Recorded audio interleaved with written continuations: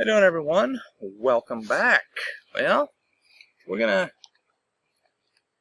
talk about how things are going in the election and poll numbers and stuff like that.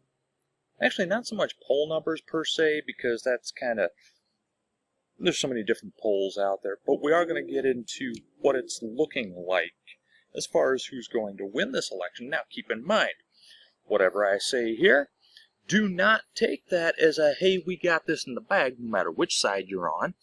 Don't take that as a, hey, we got this in the bag, or we're not going to win anyway, so why bother voting? No, get out there and vote. Go vote.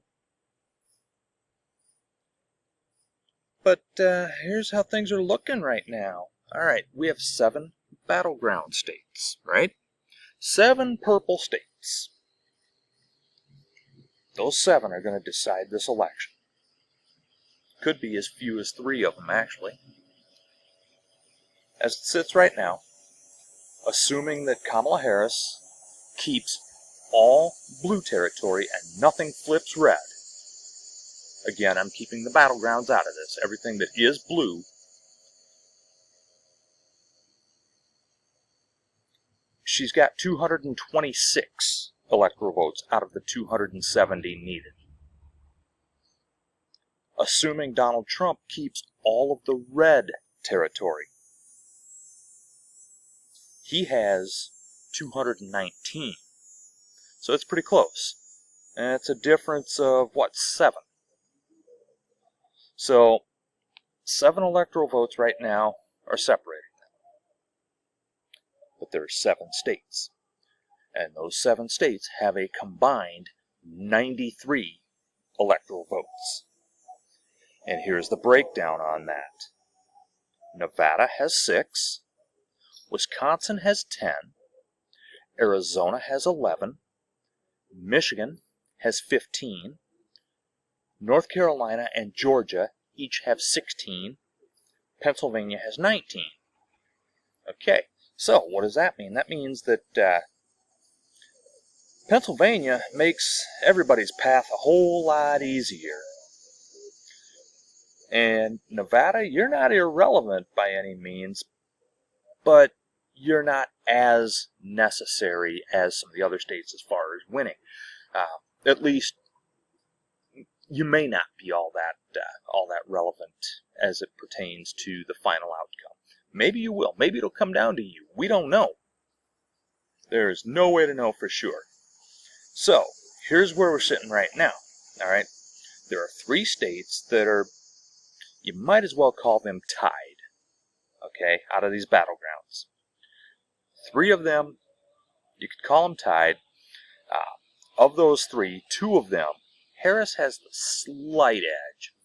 Like, we're talking less than 1 point. I think her biggest lead is like 0.7 in one of these states. I want to say that's in Nevada. It might be in Nevada. Actually, I'm pretty sure it is. So she's got an ever so slight lead, less than a point. Georgia and North Carolina, that's less than half a point. We're talking like 0.1, 0.2 difference. In Georgia, Trump has that ever so slight lead. In North Carolina, Harris has it. But again, those 3 states, because of how close it is, we have to call them tied. Alright? Therefore, those 32 plus 6, 38 electoral votes, those 38 electoral votes are still up for grabs. Alright? So, what about the rest of them? Well, Kamala Harris has a lead in Wisconsin. Okay, so her 226 now becomes 236. Kamala Harris has a lead in Arizona. So that 236 now becomes 247.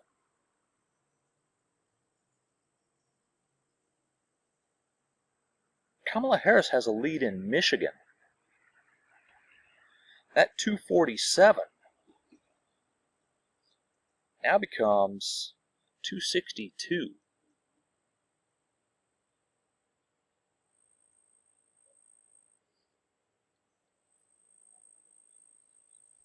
Kamala Harris has a lead in Pennsylvania.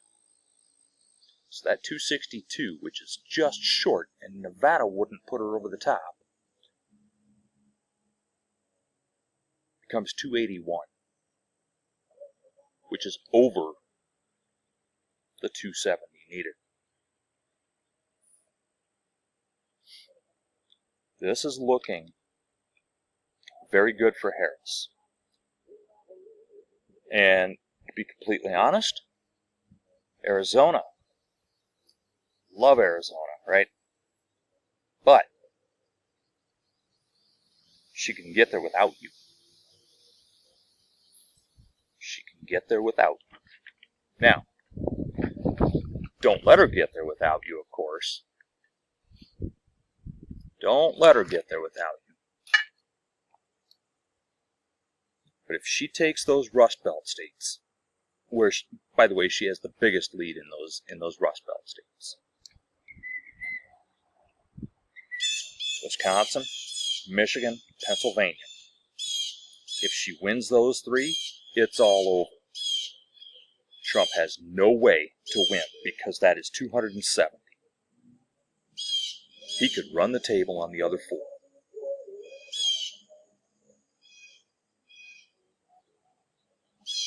Now, do you want to just settle for those three? Nope. In fact, there are some indications out of some other states that are not considered battlegrounds that indicate that they might be leaning more toward battleground status.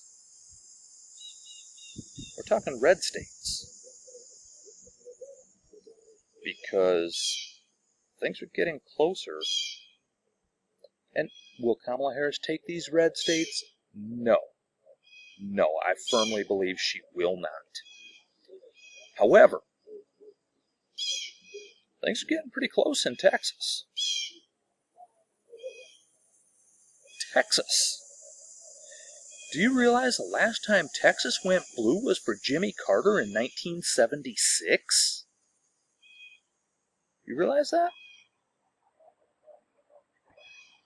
The last time Texas went blue before that was 1964 for Lyndon Johnson, and then again in 1960 for Kennedy.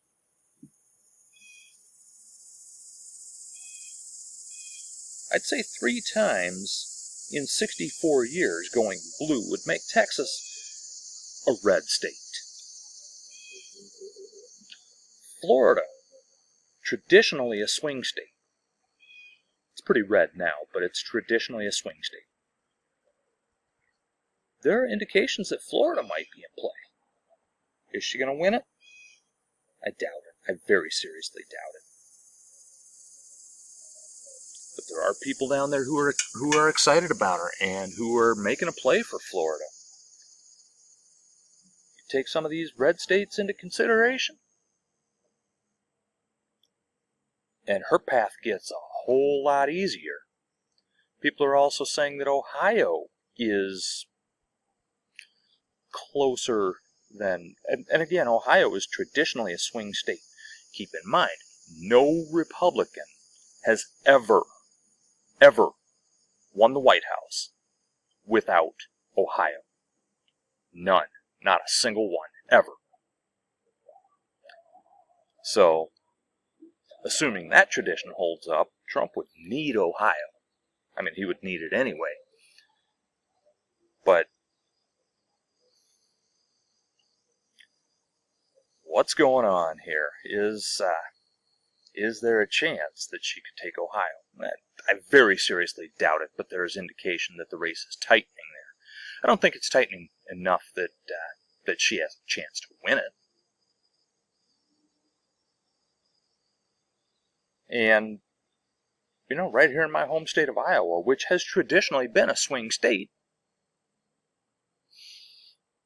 well, I don't see enough excitement around her to indicate that she has a chance to win, but I am seeing some excitement around her.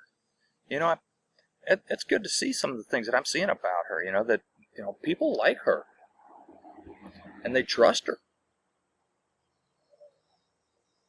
So, is Kamala Harris going to win those 4 red states? 3 of which have been traditionally swing states? No, I seriously doubt it. I doubt she'll win any of them. But with the path that she has, and the fact that she has a lead in 3 Rust Belt states that were traditionally blue states and have become swing states the past few cycles, I'd say she has a pretty good shot. And it's kind of interesting, and people like to say that, like how Trump won all the bellwether counties, last time around. So how was that possible? Easy. Demographics change. People move. Things shift. Things move around. A bellwether doesn't have to be a bellwether forever. Missouri used to be a bellwether. Well, Nevada is a solid bellwether. So, Nevada, that's why you're important.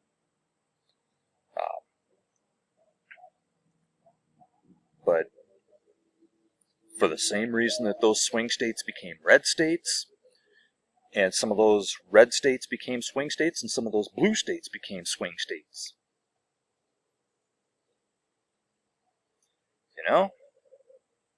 It's going to get interesting. I have confidence in Vice President Harris to win this race. I think she will. But we can't rest on anything. Make sure you get out there and vote. And, I'm excited about this election. I really am. And I think she's got a really good shot. I mean, as things stand right now, she just needs those 3 states in the Rust Belt. She gets those, it's over. If she picks up at least one of those southern states between North Carolina and Georgia, I think it's all over. Arizona and Nevada are looking good for Harris, but, can't take anything for granted. If she takes those 3 states that I mentioned, she wins, and if she takes the rest of them, it's a landslide. Anyway, I'll see you next time. Thanks.